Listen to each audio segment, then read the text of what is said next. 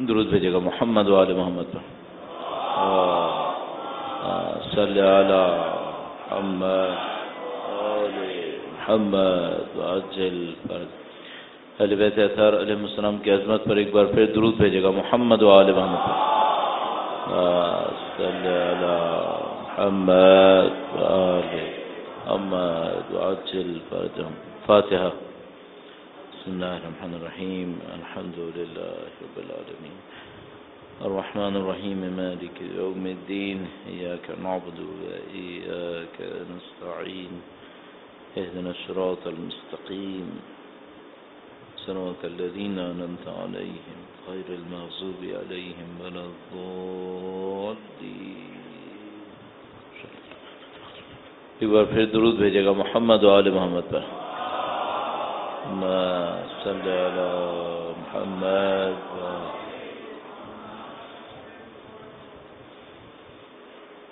اعوذ باللہ من الشیطان الرجیم. بسم اللہ الرحمن الرحیم. الحمد للہ رب العالمین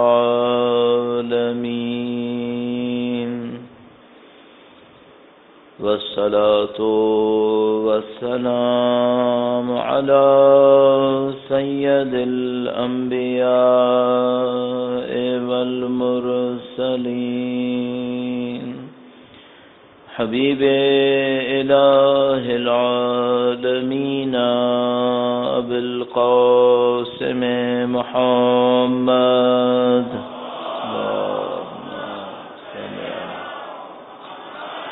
آل محمد وعجل فرجه وعلى آله الطيبين الطاهرين سيما بقية الله في الأراضين. قال الله تعالى في كتابه الكريم بسم الله الرحمن الرحيم. أم حسبت أن أصحاب الكهف والرقيم كانوا من آياتنا عجبا. عظمت اہل بیت اطہار علیہ السلام پر درود بھیجیں محمد و آل محمد. صلی علی محمد آل محمد وعجل فرجهم. پروردگار عالم کا انتہائی لطف و کرم ہے، انتہائی احسان ہے. اس نے ہمیں ہدایت کے اس عظیم سرچشمے اہل بیت اطہار علیہ السلام سے متصل فرمایا ہے. ان کے نام پر ایک جگہ بیٹھنا نصیب کیا ہے. ان کی محبت سے ہمارے دلوں کو منور فرمایا ہے. اس دعا کے ساتھ کہ انشاءاللہ مرتے دموں تک ہمیں اہل بیت کے بہترین چاہنے والوں میں قرار فرمائے، ہمیں ہماری نسلوں کو ان کے بہترین جانثاروں میں قرار فرمائے، میدان حشر میں آخرت کے تمام لمحات میں ان کی ہمراہی، ان کی شفاعت نصیب فرمائے انشاءاللہ. وقت کے امام کے حضور ادائے احترام کے لیے، ظہور کی تعجیل کی دعا کے لیے درود بھیجیں محمد و آل محمد پر.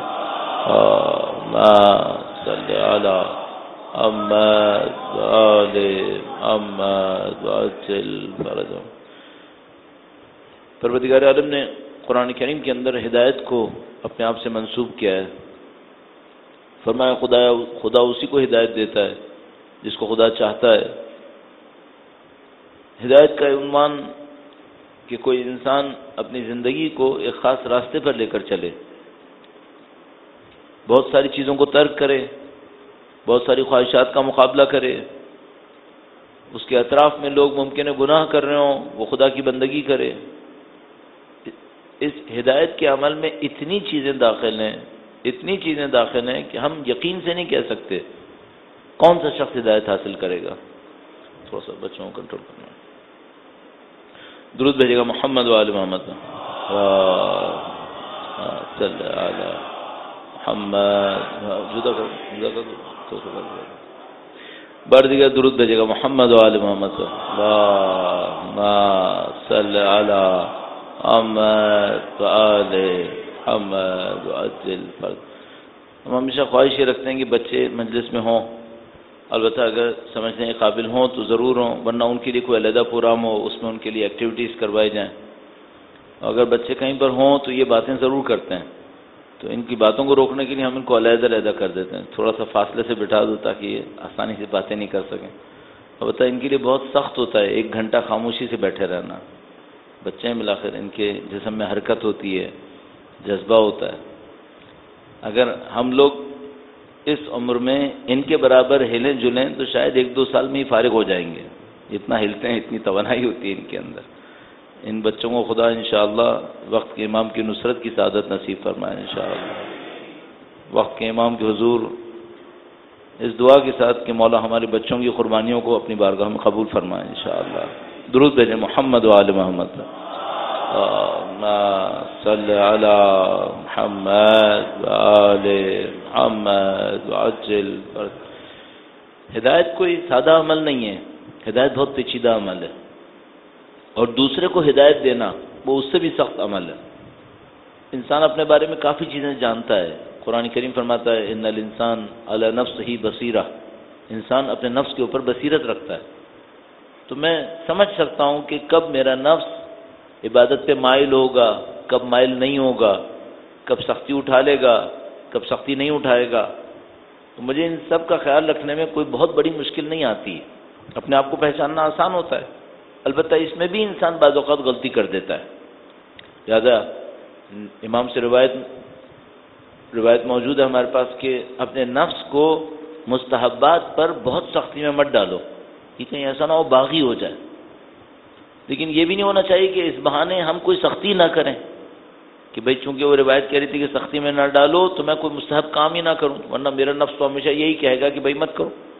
تو تھوڑا سختی بھی ڈالے، لیکن اتنی سختی اتنی مصیبت نہ ڈالے کہ اس کے لیے بالکل ہی بغاوت ہو جائے. لیکن اپنے آپ کو تو پہچاننا آسان ہوتا ہے، دوسرے کو ہدایت کی دعوت دینا یہ بہت سخت کام ہوتا ہے.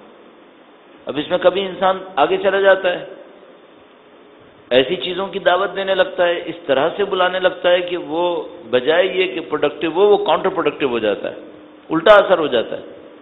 ابھی کسی بندے خدا نے مجھے بتایا کہ بھئی میں لوگوں کو نماز کے لیے بلاتا ہوں، لوگ مجھ سے لڑتے ہیں. میں نے کہا اچھا کام ہے بھئی، نماز کے لیے بلانا چاہیے، امر بالمعروف نہی عن المنکر. پھر بھائی نے بتایا کہ وہ اذان فجر سے آدھے گھنٹے پہلے جا کے لوگوں کو دروازہ کھٹکھٹاتا تھا. تو میں نے کہا اب یہ بھی نہیں ہو سکتا. ٹھیک ہے نماز کے لیے بلائے، لیکن یہ ہے کہ اب گھر پہ جا کر آپ صبح دروازہ کھٹکھٹانا شروع کرو تو ہم زبردستی تو نہیں لا سکتے مسجد سے، یہ تو نہیں کر سکتے. جس نے آپ کے ساتھ طے کیا آپ اس کے ساتھ کر سکتے، لیکن نہیں طے کیا تو نہیں کر سکتے. بہرحال اس طرح کی بہت ساری مجبوریاں ہوتی ہیں اور مشکلات ہوتی ہیں. اللہ تعالیٰ نے اسی خاطر ہدایت کا عمل اپنے منتخب ترین انسانوں کے سپرد کیا، ان کو معصوم کا لقب دیا، معصوم کی صلاحیت، مقام عصمت کی صلاحیت دی انہیں کہ اس میں کوئی کوتاہی ہو جائے تو پھر اس کا اثر بہت دیر تک باقی رہے گا. یہ جو ہدایت کا عمل ہے یہ ہمیں اپنے اوپر کہیں نہ کہیں نافذ کرنا ہوتا ہے کہ میں اپنی ہدایت کس طریقے سے کروں. اور اگر اس ہدایت کو سیکھنے یا سکھانے کے عمل کو کہتے ہیں تو ہم اس کو تعلیم اور تربیت تعبیر کرتے ہیں کہ کیسے میں اپنے آپ کو سکھاؤں، کیسے میں اپنی تربیت کروں کہ میں ہدایت کے راستے پر چل سکوں. تو میں نے عرض کیا ہدایت کا کام اللہ نے اپنے سپرد دیا، منتخب بندوں کو دیا، ہمیں بھی ذمہ دار قرار دیا. تو یہ راستہ انبیاء کا راستہ بنتا ہے، آسان کام نہیں ہے تعلیم و تربیت کا کام.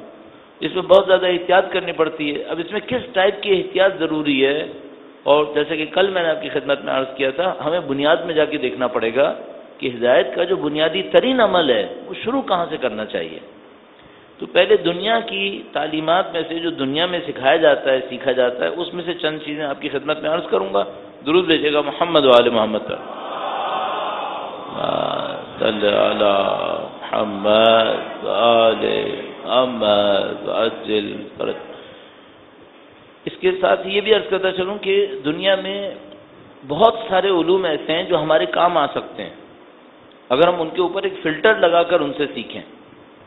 مثلا دنیا میں علم نفسیات میں، سائیکالوجی میں بہت کام ہوا ہے، انہوں نے اپنے دنیا کے لیے کیا ہے۔ مثلا ان کو ایڈورٹیزمنٹ کرنی ہوگی تو وہ دیکھنا چاہیں گے کہ ایک ایڈورٹیزمنٹ کا لوگوں پر اثر کیا ہوتا ہے، کس سائنس میں اس کو ڈسکس کریں گے، علم نفسیات کے اندر وہاں پہ جا کے دیکھیں گے۔ اور بھی بہت سارے سائنسز ایک ایک ایڈورٹیزمنٹ کے اندر پتہ نہیں کتنے سائنس انوالو ہو رہے ہوتے ہیں، لیکن بہرحال وہاں پہ جا کے کام کریں گے۔ تو ان کے کچھ چیزیں ایسی ہیں جو اگر ہم فلٹر لگا کر سیکھیں تو ہم ان سے فائدہ اٹھا سکتے ہیں، ان کو اپنے کام میں لا سکتے ہیں۔ مثال کے طور پر کتنی روایات ہمارے پاس موجود ہیں کہ بچے کا جو پیدائش سے پہلے کا دور ہے شکم مادر میں، یہ اس کی ہدایت کے لیے مؤثر ہے، یہ بہت مؤثر ہے۔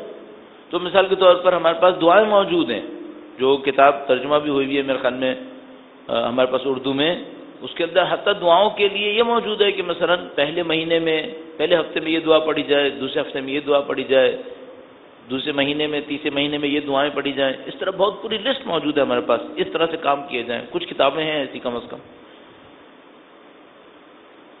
کیوں اس طرح سے ہے، کیوں اس وقت میں محنت کروا رہے ہیں؟ اس کی وجہ یہ کہ بچے پہ اثر پڑے گا۔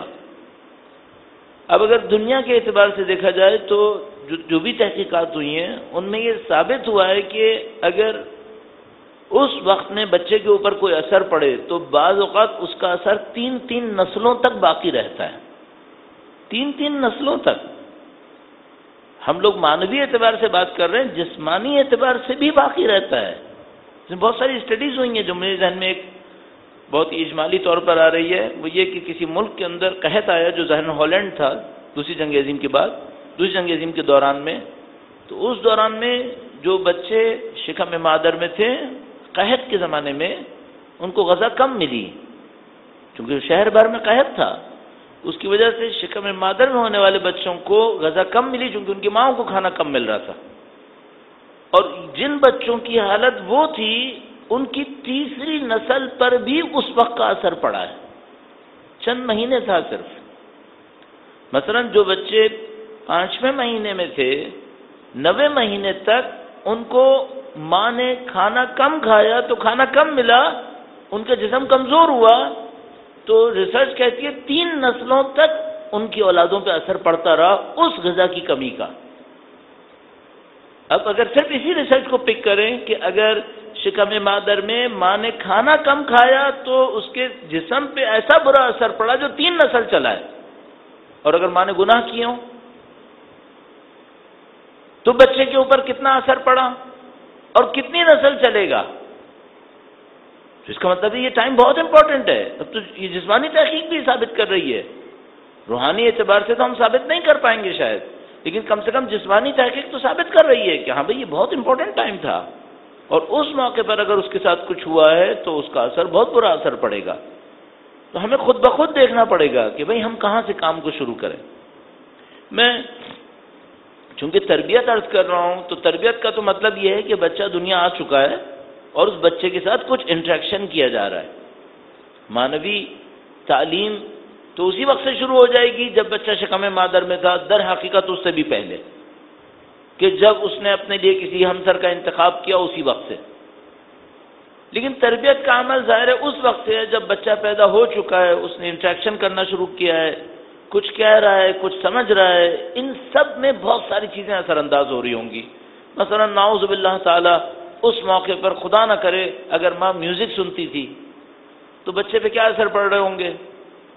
خدا نہ کرے، جس کو ہم لوگ کاؤنٹ نہیں کر رہے، کہ اگر وہی ماں اس بچے کے ساتھ مثلا ٹیلی ویژن کے اوپر ڈرامے دیکھ رہی تھی، ان ڈراموں کے اندر جرم دکھایا جا رہا تھا، آیا ماں پہ اثر پڑے گا یا نہیں پڑے گا؟ عجیب و غریب چیزیں ہیں جو دنیاوی تحقیقات سے ثابت ہوئی ہیں، اور اگر ہم انہی کو پک کریں تو ہمیں پتہ چلتا ہے کہ وہ جو ہمیں 1400 سال پہلے کہا جا رہا تھا شاید اب کچھ وقت آ گیا ہے، لوگوں کو سمجھ میں آنا شروع ہوا ہے۔ میں نے عرض کیا یہ میرا موضوع نہیں ہے کہ میں اس فیز کے اندر گفتگو کروں، میرا موضوع اس فیز میں جہاں بچہ انٹریکشن کرنے کے قابل ہو گیا ہے، ہم نے اسے کچھ سمجھانا ہے، کیا چیز سمجھائیں سب سے پہلے، اور کس چیز کو دیکھیں کہ یہ مین ہے اور باقی چیزیں برانچز ہیں. اس کے لیے ایک مثال عرض کروں گا آپ کی خدمت میں. درود بھیجے گا محمد وآل محمد. محمد وآل محمد وعجل فرجہ. میں دنیا سے پھر ایک مثال عرض کر رہا ہوں، اور شاید بہت زیادہ موقع مناسبت سے شاید نہ ہو، لیکن معذرت چاہ رہا ہوں کہ سمجھانے کے لیے شاید مؤثر ہے. آپ نے شاید کبھی ٹیلی ویژن وغیرہ پہ دیکھا ہو کہ کوئی بلڈنگ گرائی جا رہی ہوتی ہے، ڈیمولیشن ہوتی ہے، بلڈنگ کو گراتے ہیں. کئی منزلہ بلڈنگ ہے جس کو آپ ختم کریں تاکہ وہاں پہ کوئی نئی بلڈنگ بنائیں گے. تو یہ جب بلڈنگ کو گرانے لگتے ہیں تو یہ بم لگاتے ہیں اس کے اندر، اور وہ ڈائنامائٹ وغیرہ لگاتے ہیں تاکہ بلڈنگ گرے. تو وہ ڈائنامائٹس کہاں لگاتے ہوں گے؟ تو ظاہر ہے یہ لوگ پلرز میں لگا رہے ہوتے ہیں کہ بھائی جب پلرز اگر گر جائیں گے تو باقی بلڈنگ خود بخود گر جائے گی. اچھا، اس میں بڑا رسک ہوتا ہے کہ وہ بلڈنگ اگر پیچھے گر گئی تو کیا ہوگا؟ مثلا بڑی بڑے ٹاورز ہوتے ہیں، چمنیاں ہوتی ہیں، بعض اوقات کئی 100 فٹ اوپر جاری ہوتی ہیں، تو ان کو گرانے کے لیے اگر یہ ایسی کہ ایسی گر گئی تو پھر تو پتہ نہیں کتنی تباہی کر دے گی. تو اس کو بالکل نیچے بٹھانا ہوتا ہے کہ وہ سیدھی طریقے سے نیچے جا کے بیٹھ جائے. تو یہ جتنا سارا کام ہو رہا ہوتا ہے یہ سارا بنیادوں میں اور پلرز کے اوپر محنت کر رہے ہوتے ہیں کہ اگر پلر صحیح بیٹھ گئے تو پوری بلڈنگ ویسے ہی بیٹھ جائے گی، اور اگر پلر صحیح نہیں کھڑے ہوئے تو بلڈنگ کھڑی ہو جائے گی. ظاہر ہے کہ نہیں؟ گرانے کے لیے بھی پلر چاہیے، کھڑا کرنے کے لیے بھی پلر چاہیے. اب میں ایک بات پوچھنا چاہوں گا، تربیت کا پلر کہاں پر ہے؟ کون سی وہ جگہ ہے جس کو اگر ہم نے صحیح کر لیا تو انسان کی تربیت کی باقی عمارت صحیح ہو جائے گی؟ وہ کون سی جگہ ہے؟ اچھا، یہ بہت بنیادی مسئلہ ہوگا. اس کی وجہ یہ ہے کہ ممکن ہے کہ میں ایک بچے کی ساری تربیت نہ کر سکوں، لیکن میرے پاس کچھ تربیت کا امکان ہے، تو میں کہاں پر محنت کروں؟ اسی طرح باپ اپنے بچے کے ساتھ اتنا انٹریکشن نہیں کر پاتا آج کی دنیا میں. مثال کے طور پر اگر دن کے 24 گھنٹے ہیں اور ورکنگ ڈے ہے تو میرے خیال میں کام کاج کرنے والا باپ مشکل سے 1-1.5 گھنٹہ، وہ بھی بہت اگر نکال لیا تو اپنے بچے کے ساتھ نکال پائے گا، ورنہ اتنا بھی نہیں نکال سکتا. کس چیز پر محنت کرے کہ میرے بچے کے اندر اگر یہ صحیح ہو گیا نا تو باقی چیزیں تو صحیح ہو ہی جائیں گی. اب اس میں کچھ نکات دیکھنے پڑیں گے. درود بھیجے گا محمد وآل محمد پر.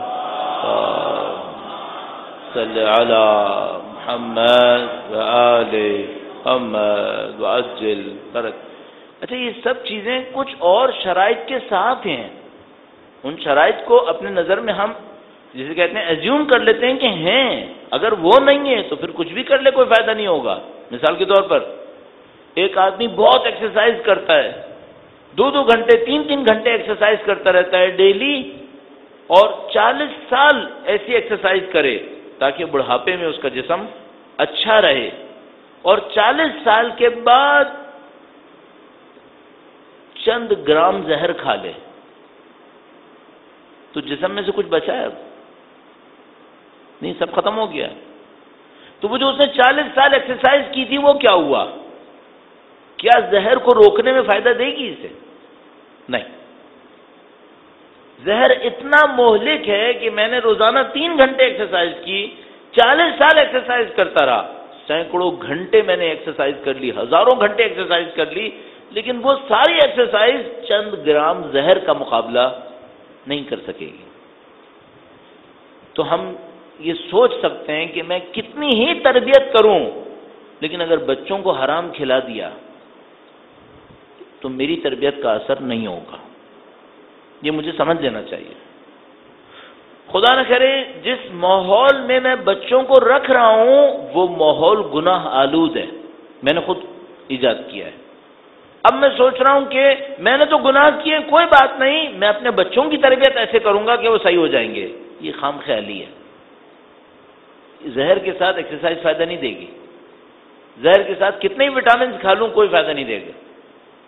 مجھے اپنے آپ کو بالکل 2 اور 2 4 کی طرح کلیئر رکھنا ہوگا کہ بھئی جو بنیادی ترین چیزیں ہیں، رزق حلال کا معاملہ ہے، ماں باپ کی خوشنودی کا معاملہ ہے، بندگوں کے حقوق کی ادائیگی کا معاملہ ہے، ان سب کو پامال کرتے ہوئے کوئی چیز نصیب نہیں ہو پائے گی.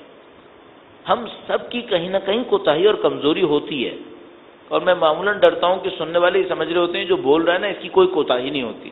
کیسے ہو سکتا ہے؟ کوئی معصوم ہے کیا؟ ہم سب کی کوتاہیاں ہوتی ہیں.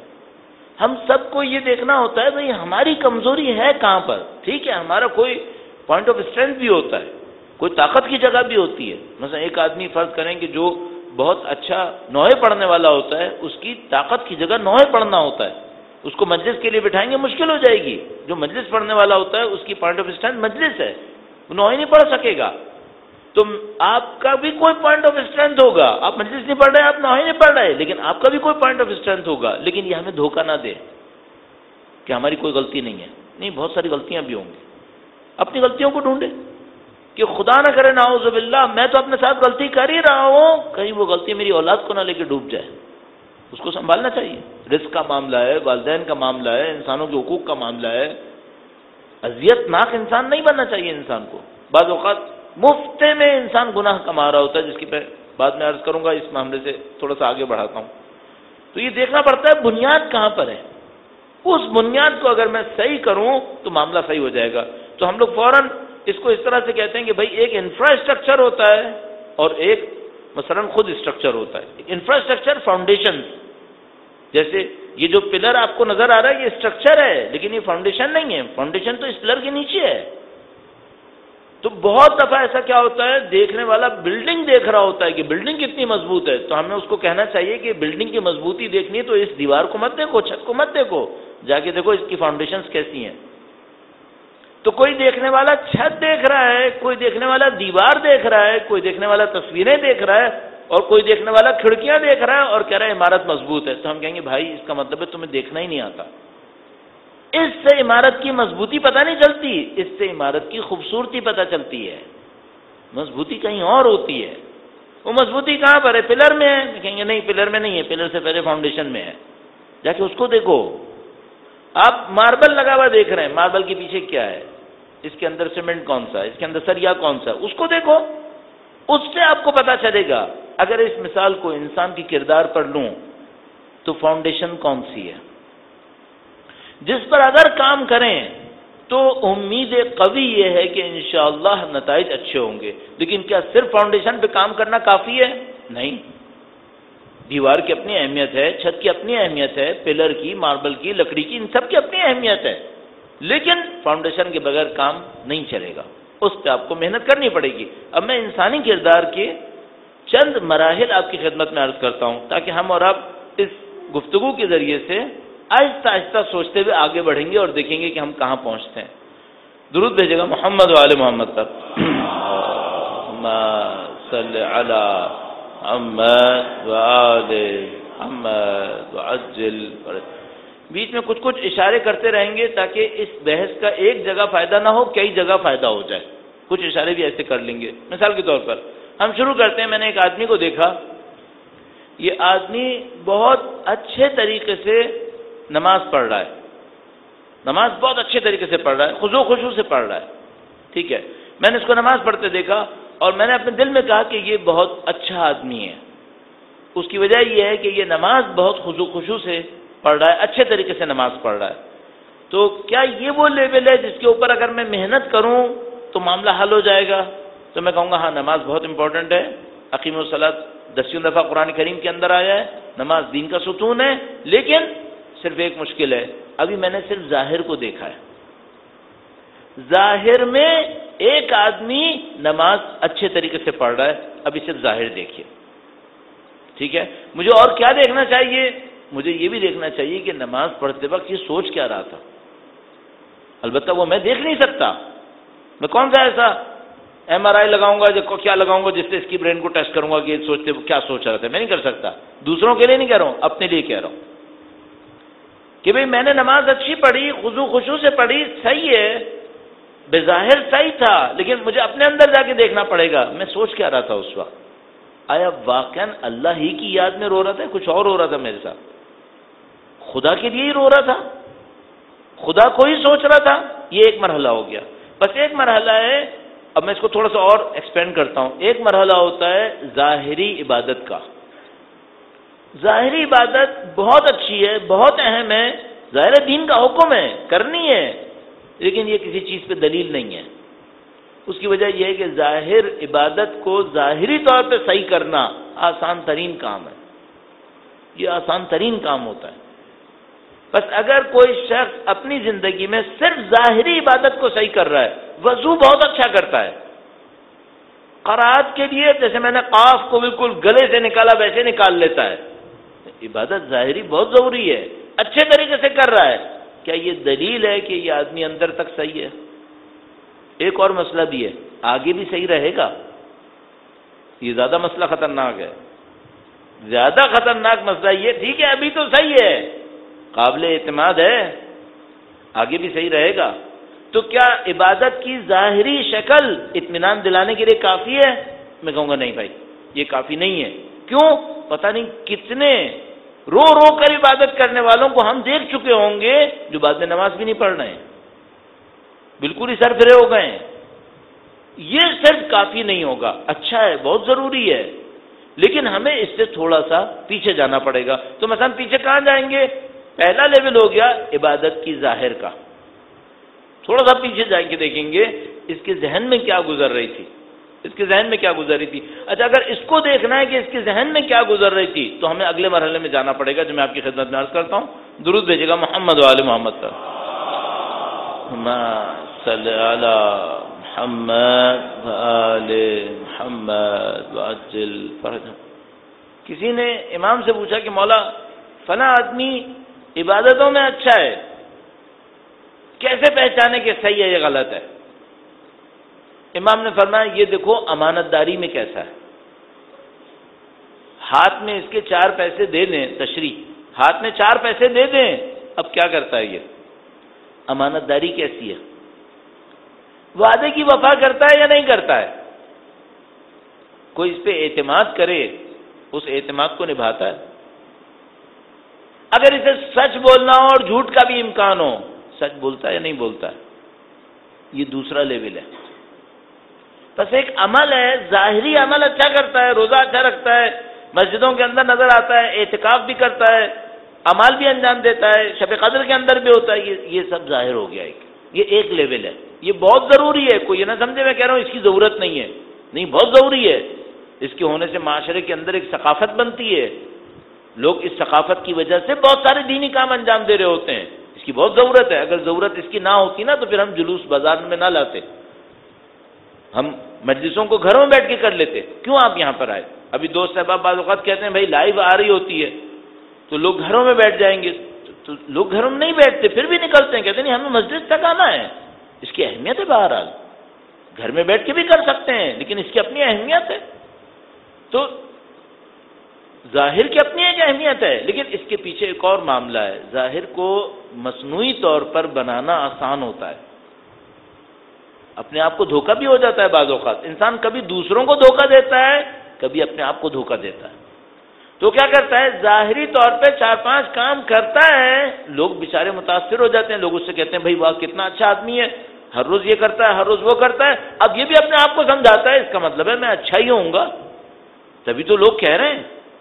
اور یہ نہیں سوچتا کہ بھائی یہ تو ابھی سے ظاہر کی کہانی ہے، اس کے پیچھے کیا ہے؟ اس کے پیچھے کردار ہے. کردار میں کیسا ہے؟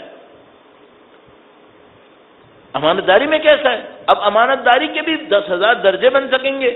ایک آدمی 1000 روپے میں اچھا ہے، 100 روپے میں کہتا ہے اتنا تو چلے گا. ایک آدمی بڑی رقم میں اچھا ہے، چھوٹی رقم میں کہتا ہے ٹھیک ہے اس کا تو کوئی مسئلہ نہیں ہے، اتنا چلتا ہے.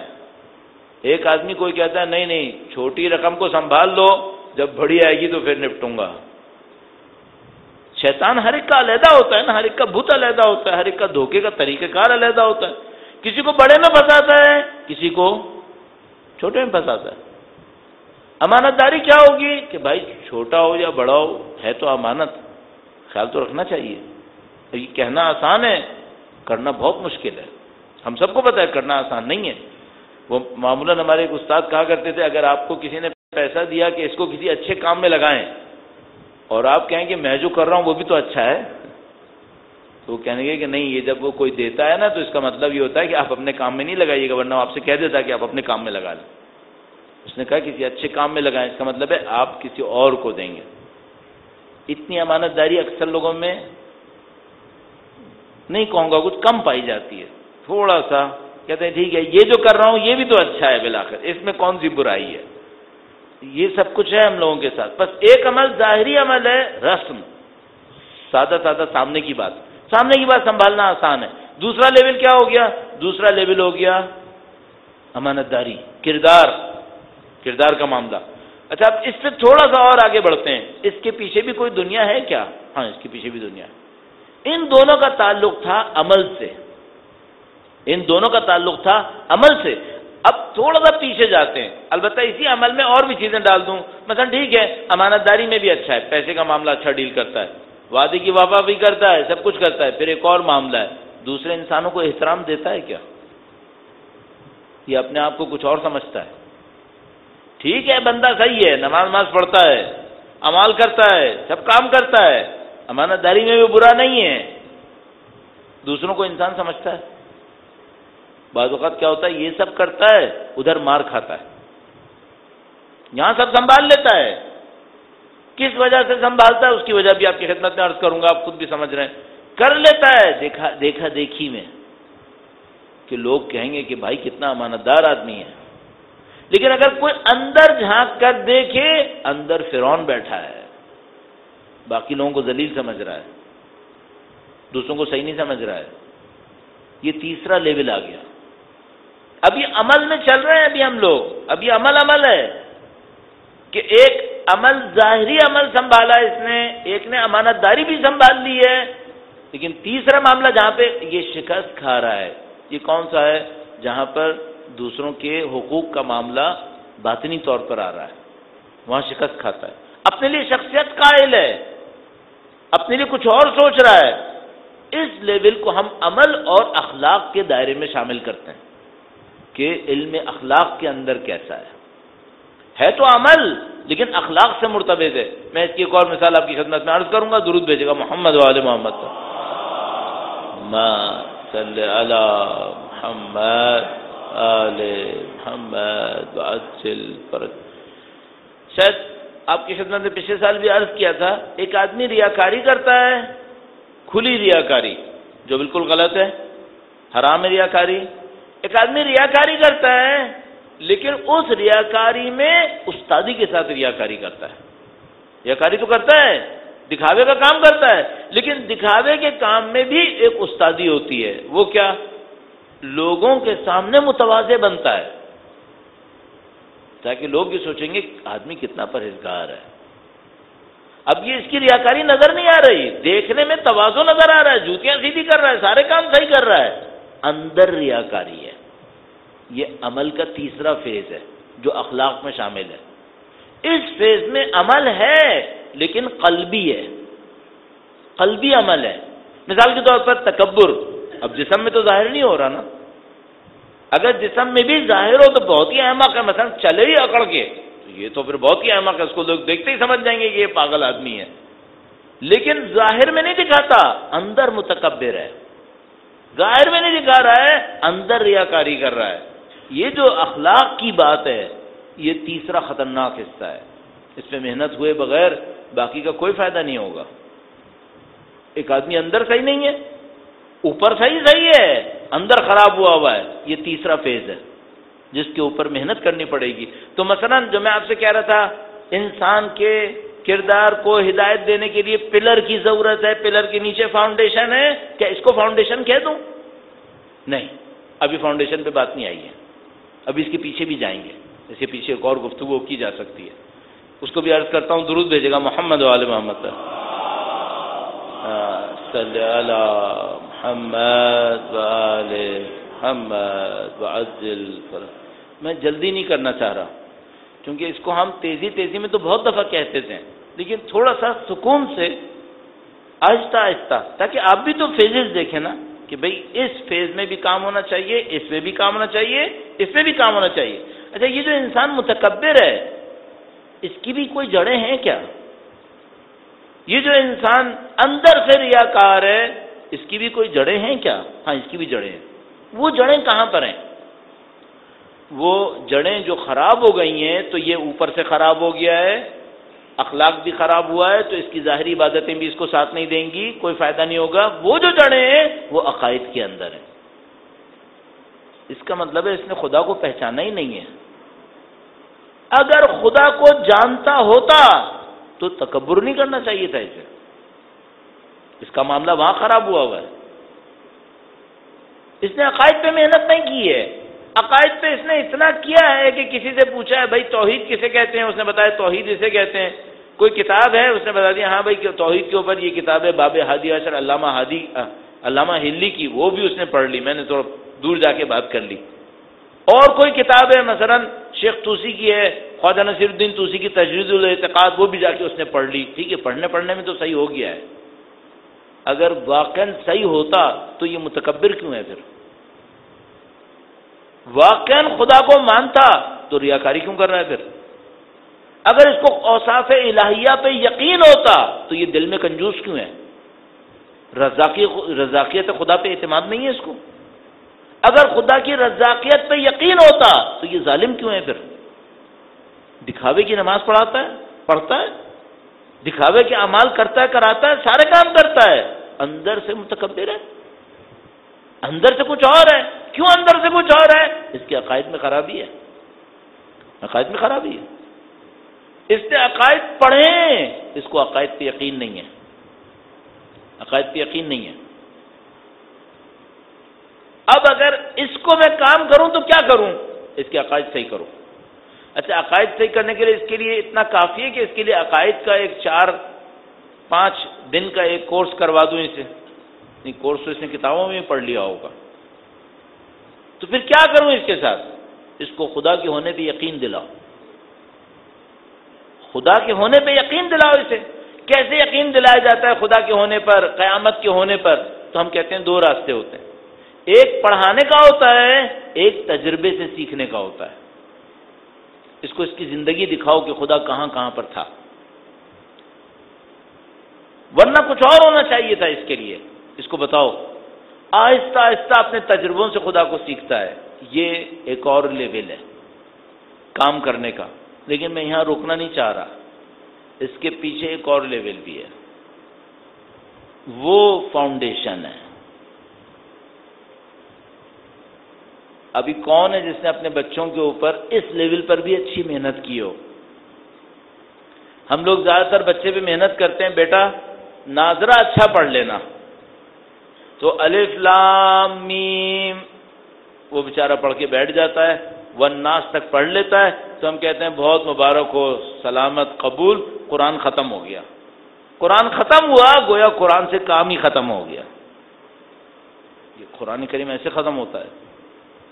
میں نہیں کہہ رہا یہ نہیں کرنا ہے، لیکن بھائی پیچھے کچھ اور بھی تو ہے۔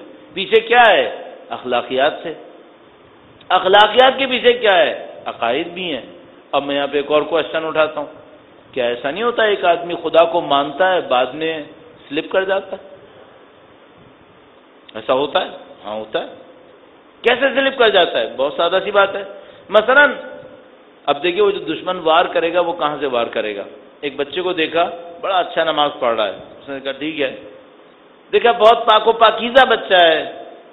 یہ جو دشمن ہے یہ ہم سے زیادہ بنیادوں کو سمجھتے ہیں، قطعاً ہم سے زیادہ سمجھتے ہیں، ان کو پتا ہوتا ہے ان کو مارنا کہاں پر ہے۔ یہ بچے کو دیکھے گا مثلا اس نے بہت اچھی نماز پڑھ رہا ہے، اخلاق بھی اچھے ہیں، سارے اچھے ہیں، یہ بچے کے اخلاق اور نماز پہ حملہ نہیں کرے گا۔ یہ اس سے پوچھے گا بیٹا تم نے نماز کس کے لیے پڑھی؟ کہے گا خدا کے لیے۔ اچھا اگر خدا نہیں ہوا پھر؟ ایک سوال چھوڑ دیا اس نے، کہے گا میں جنت میں جانے کے لیے، تو کہے گا اچھا اگر دنیا میں ہی جنت ملتی ہو پھر؟ تمہیں کس نے بتایا جنت ہے؟ مولویوں نے بتایا ہوگا نا۔ اس نے سمپلی کیا کیا ہے، اس بچے کے سامنے جس نے تھوڑے بہت عقائد پڑھے، چند کوشچن ڈال کے اس کے ذہن میں شک ڈال دیا ہے۔ کافی ہے، بہت کافی ہے۔ نماز پڑھ رہا ہے، بڑی عبادتیں کر رہا ہے، بہت اچھی نماز پڑھ لی، جو شیطان نے دیکھ لیا ہاں بہت رو رہا ہے آج، یہ اس کے پاس جائے گا، آہستہ سے کان میں کہے گا رو لیے نا، آگے کیا ہے؟ اب کیا؟ اس بچے کو نہیں پتا مجھے آگے کیا جواب دینا ہے، ختم۔ اب وہ خود ہی تھوڑی دیر کے بعد بیٹھ کے سوچے گا کہ بھائی میں کب تک روتا رہوں گا، کب تک ایسی نمازیں پڑھتا رہوں گا؟ 2-4 سوال ڈالنے ہیں، میں وہ اصلی والے سوال نہیں ڈالوں گا کہ کہیں کوئی تیار نہیں ہوا تو میں بھی وہی شیطانی کام کر ڈالوں، تو پتہ چلے یہ وہ ٹھیک ٹھاک بیچارہ دیندار آیا تھا، یہاں سے اٹھ کے گیا تو معاملہ خراب ہو گیا۔ ایک عالم دین عقائد پڑھا رہے تھے، اس میں خدا کے منکروں کی دلیل بتا رہے تھے۔ اب وہ عقائد کے استاد تھے، جب وہ منکروں کی دلیل بتانے لگے تو اتنی خوبصورت، اتنی مضبوط بتائی، ایک اسٹوڈنٹ کھڑا ہو گیا، کہنے لگا بس میں جا رہا ہوں، نہیں ہے خدا۔ بولنے کا بھائی خدا کا واسطہ، ابھی میں نے منکر کی دلیل بتائی ہے، اپنا جواب نہیں بتایا۔ کہنے لگا اب آپ جو بھی جواب دو گے نا وہ ٹالنے کی کوشش کرو گے، یہ دلیل سالڈ ہے، میں جا رہا ہوں۔ تو میں ابھی اصلی سوال نہیں بتا رہا کہ وہ جو شیطان کا نمائندہ ہوگا وہ جو اصلی سوال ڈالے گا وہ کیا ہوں گے، کیوں پتہ چلے کسی کا ایمان ہل گیا، میں کہاں اس کو پکڑتا پھروں گا بعد میں۔ یہ ایک لیول ہے۔ اچھا اگر میں چاہتا ہوں اس لیول پر بھی اپنے بچے کو بچاؤں تو اس کے پیچھے بھی کوئی لیول ہے کیا؟ ہاں ایک اور لیول ہے۔ اگر اس پر کام اچھا کر لیں تو پھر یہ یقین کیا جا سکتا ہے، کافی حد تک اطمینان کیا جا سکتا ہے کہ ہاں اب یہ سالڈ ہے، اب یہ اتنی آسانی سے نہیں ہلے گا۔ وہ لیول کون سا لیول ہے؟ میں آپ کی خدمت میں عرض کروں گا، حضرت ابراہیم علیہ السلام کی زندگی سے درود بھیجے گا محمد و آل محمد صلی علی محمد و آل محمد وعجل فرج۔ آیت اللہ مشکینی اس بات کو ارشاد فرماتے تھے، وہ یہ کہتے تھے کہ قرآن کریم میں دیکھو خدا جب حضرت ابراہیم علیہ السلام کا تذکرہ کرتا ہے تو یہ نہیں بتاتا کہ حضرت ابراہیم نے کتنی لمبی لمبی نمازیں پڑھیں، کتنی لمبی لمبی دعائیں پڑھیں، یہ نہیں بتاتا۔ اور جس بات کو بار بار سناتا ہے وہ یہ سناتا ہے دیکھو میرے ابراہیم نے کیسے بت توڑے تھے۔ بھئی یہ کیوں بار بار سنایا جا رہا ہے کہ میرے ابراہیم نے بت کیسے توڑے تھے؟ اور خدا متعال نے حضرت ابراہیم کی زندگی سے ایک واقعے کو بہت اہمیت دی اور کہا اس کو دیکھو تم لوگ، وہ کون سا واقعہ ہے؟ انہوں نے کہا میرا خدا کون ہے؟ کون ہے میرا خدا؟ تو چاند کو دیکھ کر کہا یہ خدا ہوگا، پھر کہا کہ نہیں یہ تو ختم ہو گیا۔ سورج کو دیکھ کر کہا یہ خدا ہوگا، یہ بڑا بھی ہے۔ پھر اس کے بعد سورج ڈوب گیا تو کہا میں اس کو خدا نہیں مانوں گا جو ڈوب جاتا ہو، مجھے خدا چاہیے۔ اس کے بعد اس خدا کے حضور فریاد کی کہ خدایا میری زندگی تیرے لیے ہے، مجھے تجھ تک پہنچنا ہے۔ ہم اگر اپنے بچوں کے اندر صحیح سوچنا سکھا سکے تب ان کی تربیت صحیح ہو جائے گی۔ سوچتے کیسے ہیں؟ اس کو ہم کہتے ہیں منطق، اور آج کی دنیا میں ہم اسے کہہ سکتے ہیں کریٹیکل تھنکنگ۔ سوچتے کیسے ہیں؟ اب آپ انصافاً بتائیے گا، ہم بچوں کو یہ سکھا رہے ہیں؟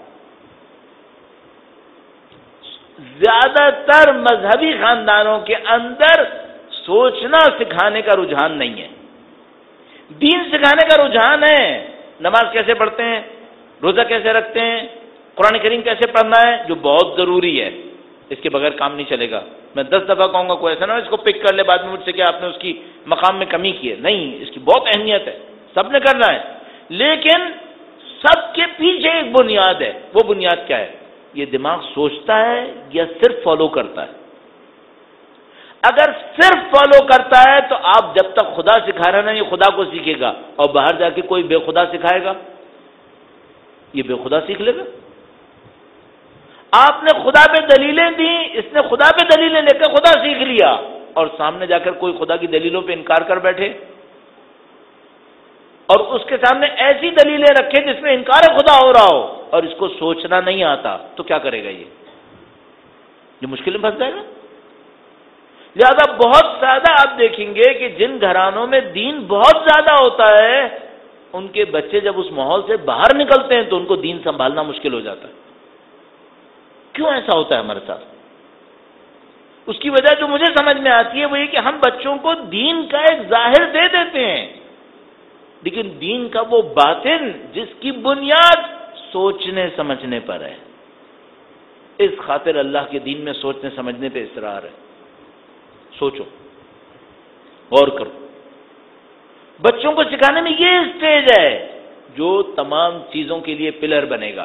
وہ کیا اسٹیج ہے اور اس کام کو سکھائیں کیسے؟ اب ممکن ہے فوراً یہاں پہ موجود کوئی شخص کہے کہ مولانا منطق ہم نے کب پڑھی ہے، فلسفہ ہم نے کب پڑھا، ہم بزنس مین جاب کرنے والے زندگی میں مشغول، ہم کون سا قم اور نجف جائیں گے کہ ہم وہاں حوضہ میں جا کر منطق پڑھ کے آئیں گے، فلسفہ پڑھ کے آئیں گے، تو ہم اپنے بچوں کو کیسے سکھائیں گے؟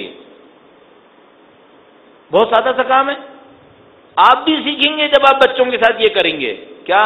بچوں سے گفتگو کریں، خدا پہ بات کریں، اسے گراؤنڈ دیں کہ کوشچن کرے، سوال کرے. 2-4 سوال کرے گا آپ کو بولڈ کر دے گا. جب آپ کو لگے نا کہ میری بھی عقائد کی عمارت ہلنا شروع ہو گئی ہے، تو اب آپ جا کر کسی سے پوچھیں کہ بھائی یہ بچے بڑے خطرناک سوال کرتا ہے، اس کا جواب کیا ہے، اس کو جواب دینا کیسے ہے؟ 4 لوگوں کے پاس آپ جائیں گے اور آپ کو صحیح جواب نہیں ملے گا. کوئی ایک منطقی فلسفی آپ کو ملے گا جو کہے گا ہاں یہ سوال بالکل صحیح کر رہے ہیں. زیادہ تر سوال لوگ کیا کریں گے؟ کہیں گے بچے کو سنبھالو ملحد ہو رہا ہے، بچے کو سنبھالو کہاں بیٹھ رہا ہے یہ، تو بتائے گا میرے ساتھ بیٹھتا ہے. نہیں، ملحد نہیں ہو رہا ہے، سوچنے پہ جا رہا ہے. اچھی بات ہے، اس سے کوئی اور سوچے. تیار کریں اپنے آپ کو. اس کو کہاں بیٹے سوال کرو، وہ آپ سے سوال کرے گا. سب کو خدا نے بنایا، خدا کو کس نے بنایا؟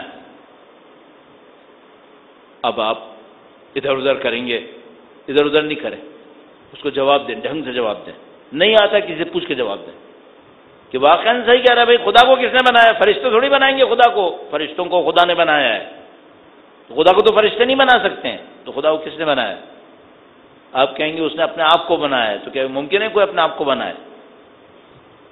اگر بنانے والا ہے تو اس کو پہلے ہونا چاہیے، اور اگر اس نے خود اپنے آپ کو بنایا تو بعد میں ہونا چاہیے. تو یہ پہلے تھا یا بعد میں تھا؟ یہ تو نہیں ہو سکتا کہ اس نے اپنے آپ کو بنایا. پھر اس کو کس نے بنایا؟ اصل جواب یہ ہے کہ اس کو بنانے والے کی ضرورت ہی نہیں ہے. کیوں ضرورت نہیں ہے اس کو؟ باقی سب کو تو ضرورت ہے. آپ کہتے ہو سب کو کسی نے بنایا ہے، اور وہ کون ہے؟ وہ خدا ہے، اور خدا کو کسی نے نہیں بنایا. تو ایکسیپشن اس کو کیوں مل رہا ہے؟ باقیوں کو وہ ایکسیپشن کیوں نہیں ملتا ہے؟ پھر یہ کریٹیکل تھنکنگ ہے، یہ ہونا ضروری ہے. اگر آپ کے بچے اس ٹائپ کے سوال کر رہے ہیں، آپ یہ ہو سکتا ہے کہ کوئی ان کو پٹی پڑھا رہا ہو، لیکن آپ اس موقع کو ضائع نہ کریں. اپنے آپ کو تیار کریں، اس کے ساتھ گفتگو کریں، اس کے ساتھ پازیٹیو بالکل گفتگو میں جائیں. اس سے کہ بیٹا ہاں سمجھنے کی کوشش کرو، میں بھی کوشش کرتا ہوں، تم بھی کرو. اور اس گفتگو کے بعد آپ اس کے ذہن کو مضبوط پائیں گے. البتہ میں پھر عرض کر رہا ہوں، گفتگو سے انصاف کریں، نا انصافی نہیں کریں، کوئی غلط بات مت سکھائیں. کبھی نہ کبھی ہماری اور آپ کی سکھائی ہوئی غلط بات بچے کو سمجھ میں آ جائے گی کہ یہ میرے ساتھ صحیح نہیں ہوا. مجھے اپنے بچپن کی بہت ساری ایسی باتیں یاد ہیں، شاید میرا حافظہ تھوڑا سا زیادہ اس معاملے میں، جو کسی نے مجھے غلط جواب دیے ہیں، اور ان غلط جوابوں میں سالوں میں اپنے ان غلط جوابوں میں مبتلا رہا ہوں. مجھے اب سمجھ میں آتا ہے کافی عرصے کے بعد کہ اس نے جو اس وقت جواب دیا تھا نا وہ غلط جواب تھا. اور اس نے بیچارے نے شاید غلطی سے دیا ہوگا، اس کو خود بھی نہیں پتا ہوگا کہ وہ جو غلط جواب دے رہا ہے اس کا نتیجہ کیا نکلے گا. آپ غلط جواب مت دیجیے. تو جو آخری جا کر پوائنٹ بنا وہ یہ کہ کیا بچوں کو سوچنا سمجھنا سکھا رہے ہیں ہم؟ اس پر محنت کریں. اس دنیا کے اندر کوئی حربہ یہ نہیں چلے گا کہ میں بچے کو انٹرنیٹ دیتا ہی نہیں، معاملہ ختم ہو گیا. نہیں، معاملہ ختم نہیں ہوا ہے، اب معاملہ بہت برا ہو گیا ہے. یہ حربہ نہیں چلے گا کہ میں بچے کو موبائل دیتا ہی نہیں، یہ نہیں چلے گا. ایک حد تک تو صحیح ہے، آپ کہیں بھائی ہر بچے کی ضرورت نہیں ہے اس کے ہاتھ میں موبائل ہو، لیکن کیا ہے کہ اس طرح تربیت کر لیں گے، ایسے تربیت نہیں ہوگی. بلاکس لگا کے، پابندیاں لگا کے تربیت نہیں ہوگی. اس کا مطلب یہ نہیں ہے کہ میں کہہ رہا ہوں ساری دیواریں ہٹا دو، جو اندر آ رہا ہے گند بلا آنے دو، یہ نہیں کہہ رہا ہوں. کچھ بچوں کو واقعی موبائل ہاتھ میں نہیں ہونا چاہیے، ضرورت کیا ہے اس کو بیچارے کو، کیوں اس بیچارے کو ایک ایسی مصیبت میں ڈال رہے ہیں ہم. لیکن میں کہہ رہا ہوں اس سے تربیت نہیں ہو سکے گی، اس نے بڑا بھی تو ہونا ہے، یونیورسٹیز میں بھی تو جانا ہے، تو تربیت کیسے ہوگی؟ سوچنا سکھاؤ اس کو، صحیح سوچتے کیسے ہیں، اور وہ کب سیکھیں گے؟ جب آپ اس سے گفتگو کریں گے، افکار و خیالات کا تبادلہ کریں گے، کچھ بڑوں کے ساتھ بھی بٹھائیں، بچے کو گراؤنڈ دیں کہ بیٹا سوال کرو، جواب کرو۔ آپ یقین فرمائیے، میں پھر نہیں چاہ رہا کہ میں نان ریلیجیس اسٹڈیز کو بہت زیادہ ریفر کروں آپ کے سامنے، لیکن اس کے اوپر بے انتہا کام کیا گیا ہے کہ یہ جو بچے بڑے ہو کر اپنے لیے کیریئر بناتے ہیں، بچپن میں کون سی تبدیلیاں آتی ہیں جس میں بچہ بڑے ہو کر کیریئر بناتا ہے؟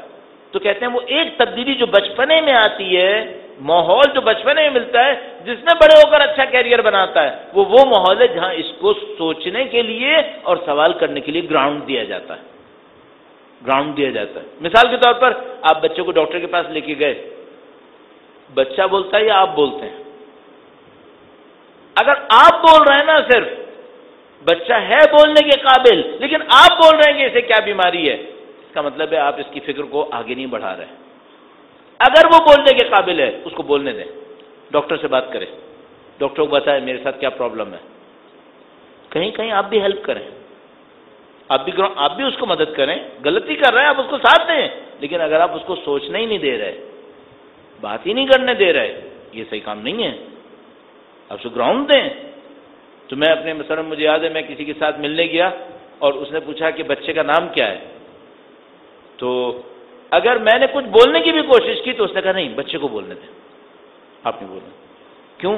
بچے کو کیسے پتا چلے گا کہ مجھے بڑے ماحول میں بات کیسے کرنی ہوتی ہے؟ آپ اس کو شخصیت دیں نا، امپورٹنس دیں اسے۔ البتہ بعض اوقات بالکل کاؤنٹر ہو جاتا ہے، وہ کیا ہے بچے کو اتنا سر پہ چڑھا دیا کہ کسی کنٹرول میں ہی نہیں آ رہا ہے۔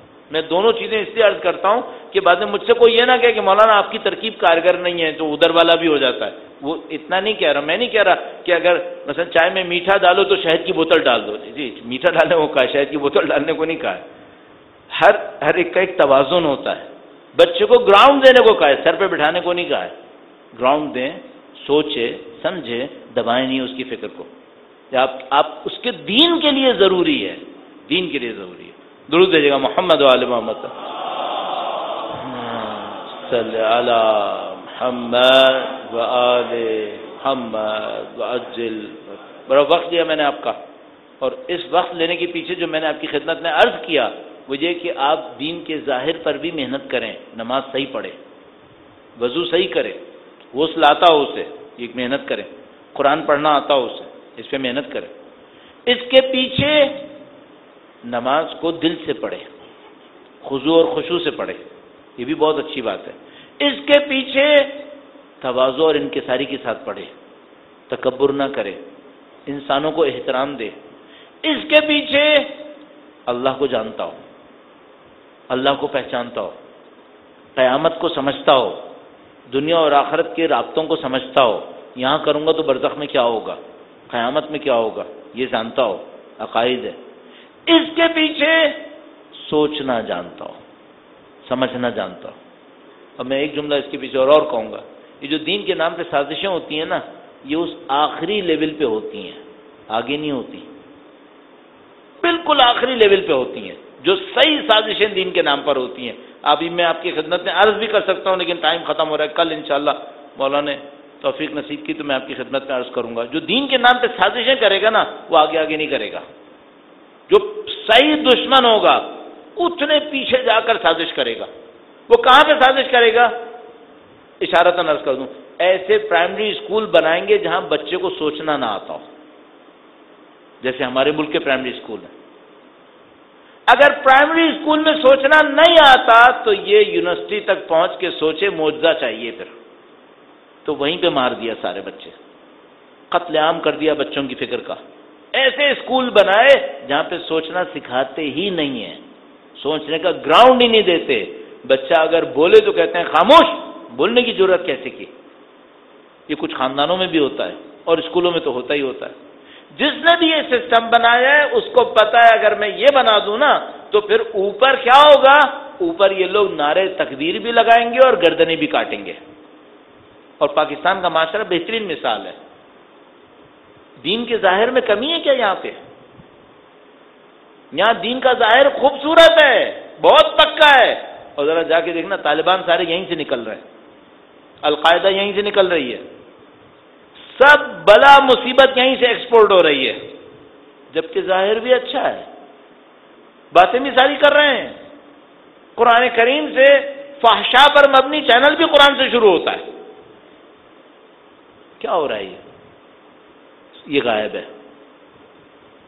سارا کا سارا دین ظاہر پہ چلا رہے ہیں، بچوں کی سوچنے کی صلاحیت مار دی ہے ان لوگوں نے۔ اب آپ کہیں گے مثلا فلاں اسکول کے اندر اچھا کرتے ہیں، بچوں کو گراؤنڈ دیتے ہیں، صحیح اچھا ہوگا یقیناً، کتنے پرسنٹ ہیں؟ اس آبادی کے کتنے پرسنٹ بچے ایسے اسکولوں میں پڑھ رہے ہیں پرائمری اسکول کے لیول پر جہاں بچوں کی فکر کو گراؤنڈ مل رہا ہے؟ اچھا، اس کے بعد فوری طور پر ایک کام ہوگا، جس اسکول کی میں اور آپ تذکرہ کر رہے ہیں نا، اس کی فیس کم سے کم بھی 2-2.5 ہزار سے کم تو کوئی کوشچن ہی نہیں ہے۔ اس کا مطلب کیا ہے؟ ایک خاص کلاس ان اسکولوں میں جائے گی، پھر وہی خاص کلاس اس ملک کو چلائے گی، اور باقی سارے کے سارے جو ان اسکولوں میں پڑھ کے آ رہے ہیں وہ بیچارے پسرے ہوں گے۔ ان میں بھی اچھے نکلیں گے، کوئی یہ نہ کہے پیلے اسکول کے نہیں نکلتے، ہاں پیلے اسکولوں کے بھی نکلتے ہیں بیچارے، مرا کے کہیں نہ کہیں نکل آتے ہیں، کر لیتے ہیں اپنے کام کو۔ ان میں ایک اور وجہ سے ٹیلنٹ ہوتا ہے، وہ کس وجہ سے؟ انہیں کچھ سکھایا ہی نہیں گیا، جو کچھ سیکھا ہے خود سیکھا ہے، ان میں اس کا ٹیلنٹ آتا ہے پھر، اور وہ بڑا مضبوط ٹیلنٹ ہوتا ہے۔ لیکن وہ کیا ہوتا ہے؟ 100 میں 2 بچوں میں آتا ہے، 100 میں 3 بچوں میں آتا ہے، باقی سب کے سب بیچارے مارے گئے۔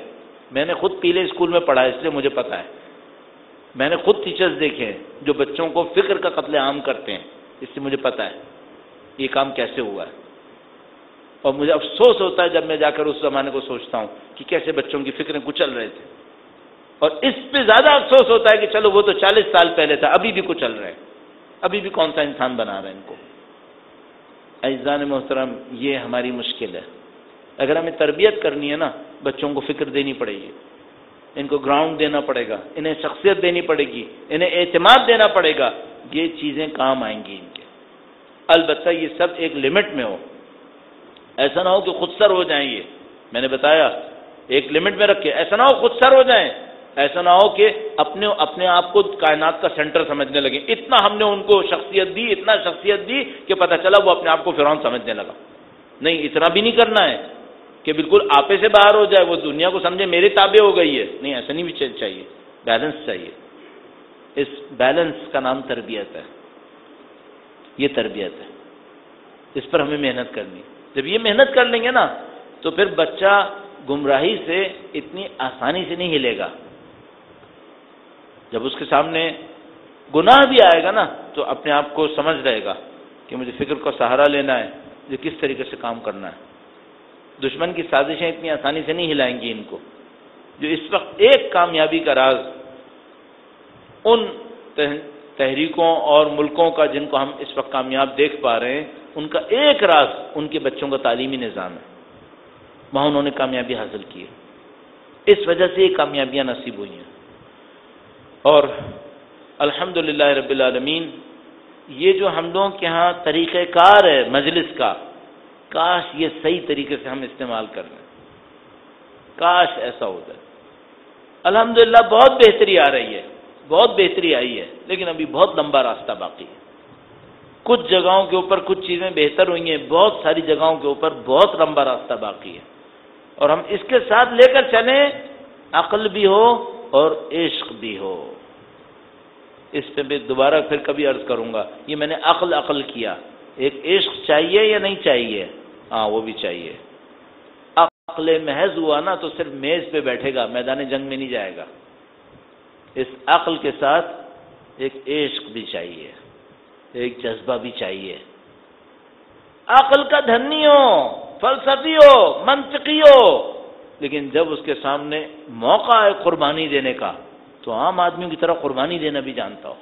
پھر یہ کیلکولیشن نہ کرے کہ اس جگہ کوئی اور قربانی دے، میں بڑا آدمی ہوں، نہیں، یہ سب نہیں کرے، اپنے آپ کو تابع دار بنائے۔ کربلا نے ہمیں سب سکھایا ہے۔ آپ خود سوچیں، مثلا حبیب ابن مظاہر جیسے فقیہ کو جنگ میں اترنا چاہیے دنیا کی کیلکولیشنز کے مطابق، تو مثلا دنیا میں کیلکولیٹ کریں گے، کہیں گے یہ فقیہ ہے، ان کی عمر اتنی ہے، اتنے بڑھاپے میں یہ کتنے دشمن کو مار لیں گے۔ لیکن اگر دشمن کو مارنے کے بجائے یہ کوفہ میں ٹھہرے تو دشمن کی سازشوں سے لڑ لیں گے، تو ظاہری طور پہ تو یہ کہیں گے نا، لیکن نہیں، یہاں پر حبیب ابن مظاہر کا عشق ہے، ان کا نہیں، دین کے نام پر قربانی دینی ہے اور قربانی میں نہیں دینی ہے۔ اور کیوں ایسا ہے؟ خود سید الشہداء اگر نہ آتے سید الشہداء میدان کربلا کے اندر، نعوذ باللہ تعالیٰ صد نعوذ باللہ، کوئی ان پہ اعتراض نہیں کر سکتا تھا۔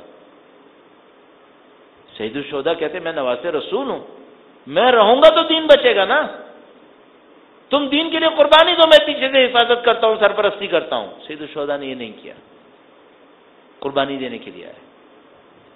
اگر سید الشہداء 10,000 کا لشکر بھی بھیجتے نا عبید اللہ بن زیاد سے لڑنے کے لیے، اور وہ 10,000 قربانی دے دیتے اور سید الشہداء کی قربانی نہ ہوتی تو ہم 1400 سال منا نہیں سکتے تھے، پھر ہم 1400 سال نہیں منا سکتے تھے۔ یہ جو ہم 1400 سال منا رہے ہیں، اس کی جو سب سے بڑی وجہ ہے وہ یہ کہ سید الشہداء نے اپنے پاس کچھ نہیں چھوڑا، سب کچھ قربان کر دیا۔ اور اگر سید الشہداء کی قربانیوں کو دیکھنا ہے کہ سید الشہداء نے کیا کچھ قربان کیا ہے، تو ظاہر ہے ہمارے ناقص عقلوں میں یہ طاقت کہاں سے آئے گی کہ ہم سید الشہداء کی قربانیوں کی گہرائی کو سمجھنے کی کوشش کریں؟ ہم یہ کام نہیں کر سکتے۔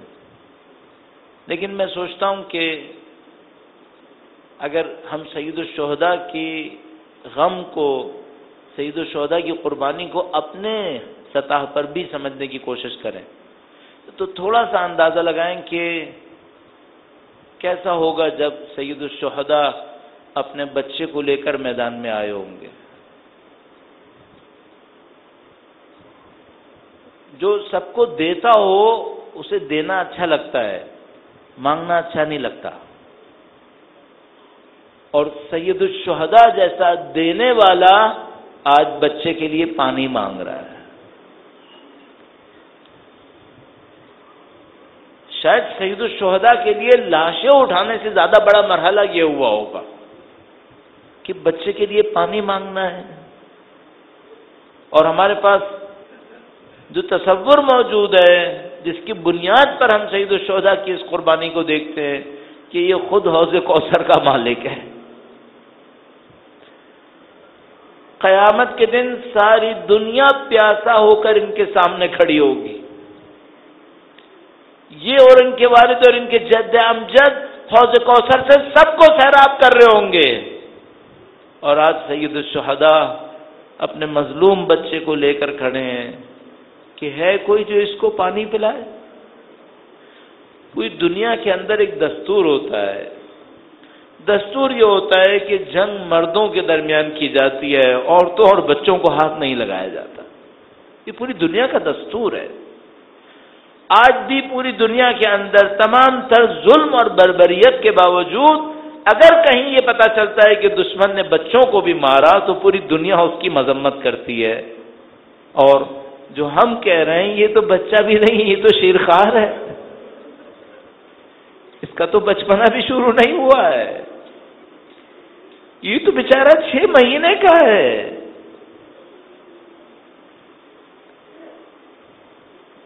جو یزید کے لشکر میں کھڑے تھے کتنے ہی شقی القلب تھے، کتنے ہی دین سے دور تھے، لیکن روایتوں کے مطابق جب حضرت علی اصغر کو اونچا کیا اور گویا بچے نے اپنی چھوٹی سی زبان اپنے ہونٹوں پر پھیری تو دشمن بھی ایک دوسرے سے کہنے لگے کہ بھائی حسین کو پانی نہیں دیا تھا تو کوئی وجہ، اب بچے کو تو دے دو، اس کو کیوں نہیں دے رہے؟ عمر سعد نے دیکھا کہ معاملہ خراب ہو گیا ہے، لشکری اعتراض کر رہے ہیں کہ بھائی بچے کو تو پانی دے دینا چاہیے، تو ہرملہ سے کہا کہ تیر چڑھا اور بچے کا نشانہ لے۔ تو کہتے ہیں روایت میں لکھا ہے کہ ہرملہ نے عمر سعد سے پوچھا، گویا اتنا شقی تھا ہرملہ، اس کے بعد بھی پوچھا کہ اتنا بڑا تیر بچے پہ چلاؤں یا باپ پہ چلاؤں؟ یہ جو تیر تھا اس کی 3 نوکیں نکلی ہوئی تھیں، اس شقی کو پتا تھا کہ میں جب تیر چلاؤں گا اور یہ 3 نوکوں والا تیر گھومتا ہوا بچے کی طرف جائے گا تو بچے میں سے کیا بچے گا؟ تو کہتا ہے بچے کا نشانہ لو یا باپ کا؟ تو ہمارے ساتھ کہتا ہے بچے کے گلے کی سفیدی کا۔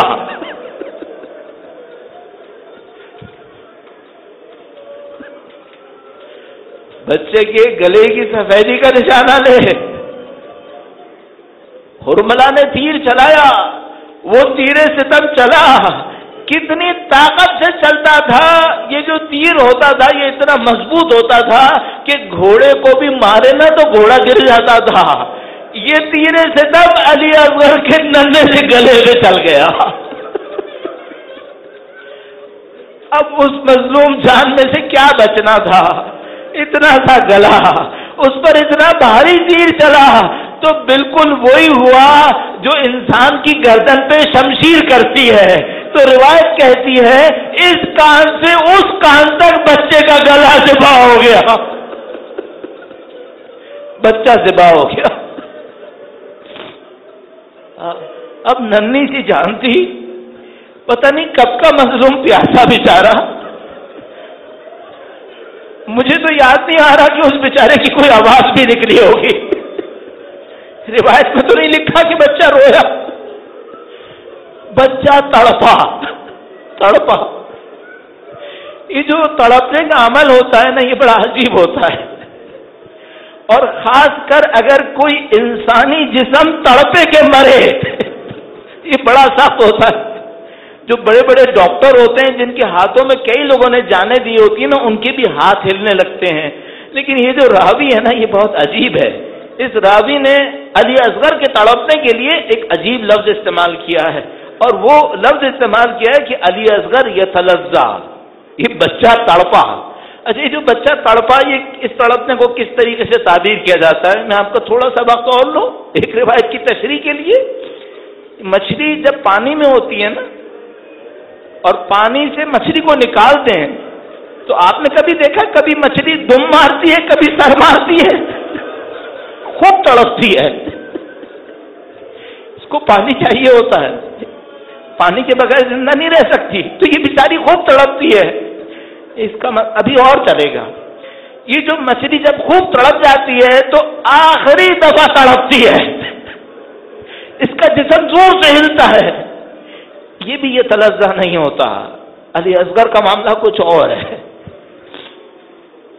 جب یہ مچھلی تڑپ تڑپ کے رک جاتی ہے نا، تو اگر کبھی آپ نے منظر دیکھا ہو تو اب مچھلی جسم نہیں ہلا پاتی، اس کی جسم کی طاقت ختم ہو جاتی ہے، تو یہ کیا کرتی ہے؟ اپنے ہونٹ کو کھولتی ہے، بند کرتی، جسم نہیں ہلتا، بس ہونٹ ہلتے۔ جب یہ آخری دفعہ ہونٹ ہلاتی ہے کہ اب بھی پانی نہیں ملا، بیچارہ علی اصغر وہ شہر کے ہاتھوں میں یہ تلذہ، آخری دفعہ ہونٹ پھڑ پڑائے کہ کہیں پانی آئے۔ اب ہم کیا بولے علی اصغر، تو ایسی دنیا میں ہے یہاں پانی نہیں آ رہا، یہاں تیر آ رہا۔